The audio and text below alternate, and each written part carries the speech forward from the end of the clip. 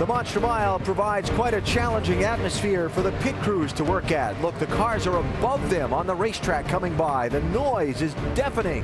And yet in that environment, that tight confines of the pit road that's noisier than most others, got to get it done. Got to be happy with the results when it's all done, and their man is headed back to continue the chase. And the AT&T Fastest Pit Crew of the Year award. We check out the standings now as we work about a quarter of the way through today's race at Dover. Jeff Gordon's crew leading the standings for the year, but you can help determine the outcome. Vote for on your AT&T phone by texting the car number of your choice to 2258 for the pit crew you think is the fastest and most valuable. One quarter into today's race, A.J. Allmendinger has been the dominator so far after Jimmy Johnson led 13 laps and David Gilliland led one on an exchange of cautions. It is the Dinger that has been out in front as we close in on another set of green flag pit stops. As for Jimmy Johnson, he's had a little hiccup on his pit stop earlier in the race. He's back in third now. He's picked his way forward a few spots after the troubles on pit road. And wasn't there a conversation in our booth a minute ago about rubber buildup? Listen. Starting a little inconsistent in and off. I think the rubber's starting to build up. That's what's causing that. So I've been searching around a little bit. Still a little snug in the center, but kind of upset of that. It depends on how I hit that rubber getting in and off. And with Rusty Wallace and Brad Doherty, how you hit the rubber that's laid down on the racetrack going into the corner. You drivers really have time to look at that when you're charging into these turns at 170? Well, the groove's constantly changing throughout the day, especially here at Dover, Delaware. The track's getting really black out there. The tire that Goodyear Tire Rubber Company brought here is laying a lot of rubber down, and as the conditions get hotter, I mean the track heating up because of the sun, it's going to lay more rubber down yet. So it's going to be a concern. It's something they got to negotiate throughout the day, but it can cause vibrations the way the tire rubber gets on the tires. Yeah, and the interesting thing is we talked about it earlier today in our show is the rubber that's already there on the racetrack that's been ground in.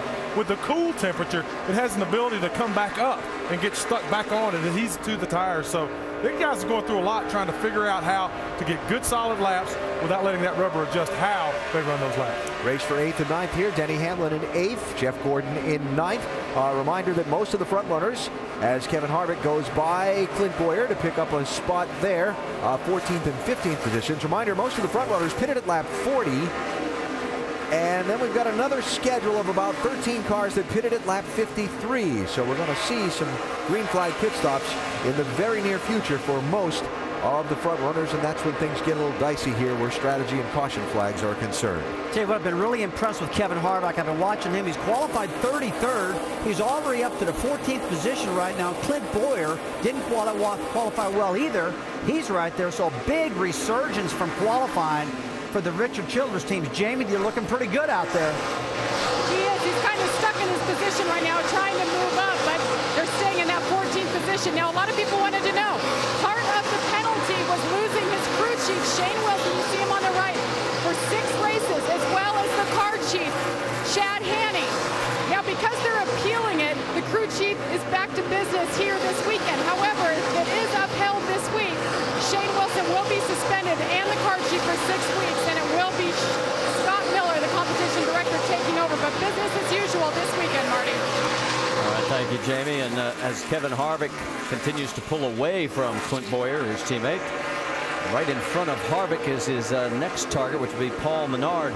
And what's going to get interesting here is, as we're looking at the leaderboard, Denny Hamlin's in 8th position. Harvick is only 6 cars back, and he will be the first of the RCR teammates to run into Mr. Hamlin, perhaps. They had a little run-in in practice yesterday, so looks like Denny's coming backwards, and the 29 is definitely going forward. As we mentioned, that's Paul Menard right in front of him, and then the 17 also right up there with Matt Kenseth. Let's check back in on Tony Stewart. It's not been the kind of day that he has wanted. He's in 22nd position. And to give you an idea of how desperate this could become here pretty soon, the race leader, A.J. Allmendinger, is clicking off some laps, and there he is. So he's got about a straightaway before he's going to go a lap down, perhaps. Well, he made a mistake. They should have taken 4 tires, and they took the 2 tires. They found out now that was a mistake. They'll just have to weather this storm until they can get 4 tires back on the car, and they may go a lap down, and they have to work their way back on the lead lap, but they won't give up. Yeah, he's within about 5 seconds of being lapped, and their only salvation could be, and we're getting into a long run here. We've seen in the past, we're getting those long runs, right front tires tend to go away. May see somebody have that problem, and that could benefit them. Yeah, you find somebody trying to push the issue just a little bit with that right front. This is one of those tracks that just puts so much load on the right front corner that you can't abuse that tire without blowing it out. Kevin Harvick got around the 98 of Paul Menard. Boyer tried, but Menard shut the door quickly.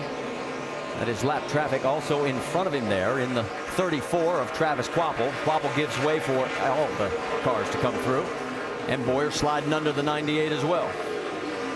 Harvick's got a good car, but Harvick's also driving the heck out of that race car. I've watched him. He's had this thing dancing around as he's getting down in the corner, so he's really working hard, but that's what we've come to expect from this team and the driver. Yeah, you just saw Quapple hit the wall right there, right in front of those guys. Quapple is in 36 right now. He is 2 laps down to the race lead. Jamie McMurray getting around him now, and here comes Jeff Burton as well. Whose radio was that? I couldn't tell who that voice was, but did I hear fuel?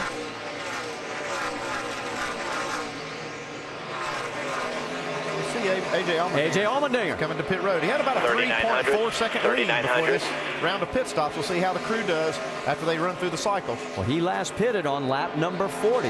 We're working lap 113 right now. 35 miles an hour is snail's pace here at Dover. That's agonizingly slow. He's coming towards you, Vince. That's right, and boy, that drive down pit lane is so slow for these guys. But the crew chief reminded him, Mike Shiplett, have a good, smooth stop. He says the car's getting a little darty in the front end, but they're still not going to make any changes. They're going to just go with 4 fresh Goodyear tires and fill it up full of Sunoco fuel. Jamie. And Tony Stewart, as you guys talked about, took right sides only on lap 40. He says he's tight center off. He couldn't wait to get in here and get 4 fresh tires for Tony Stewart. Doc? Matt Kenseth coming in for his second scheduled stop. Matt, the former Dover winner here, saying the car is loose all the way through the corner. They had made a track bar adjustment on the first stop. Air pressure. This time they're going to top it off with Sunoco fuel. 4 tires, more chassis adjustments, trying to get the car tightened up, particularly in the middle of the corner. Dave. Paul Menard had been running 14th. Jamie McMurray had been running 16th. Menard says I need to turn better in the corners, so they'll make an adjustment for that. As for Jamie McMurray, he said he was loose in, and on landing, it was tight at the 3/4 mark. They'll make a wedge, adjustment on McMurray as well. Vince. There's the 18 of Kyle Busch. They made an adjustment with the car early. Felt it was a little bit too loose, but they liked it better on the second run. 4 tires for Kyle. There's the 11 of Denny Hamlin. He started to slip back. They made an air pressure adjustment in both rear tires. Went with 4 fresh Goodyears and filled it up with Sunoco fuel. And the pit stops continue. See Jimmy Johnson at the bottom of your screen as he is getting his service, Dave.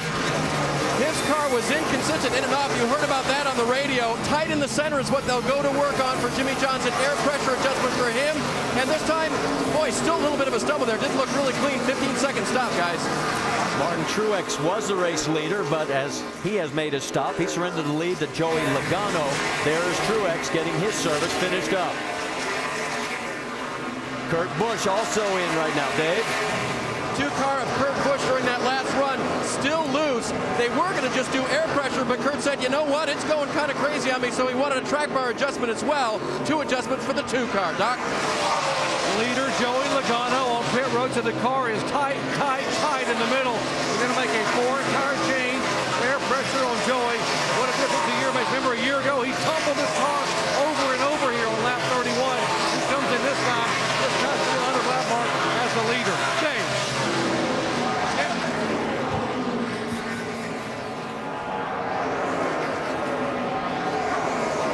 Dale Earnhardt Jr. also came out. We're getting a report that the 14 of Tony Stewart may have been too fast entering. We're waiting for full confirmation. And he is, yes. And yes, he did. So he's already served it as well as he made his pass through. And there is A.J. Allmendinger as he is trying to slice his way underneath the 00 of Rudiman and now around Mark Martin.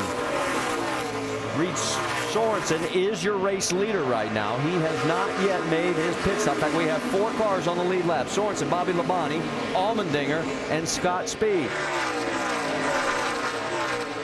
So coming in early has paid some dividends for A.J. Allmendinger. Crew did a great job. A 12.9-second pit stop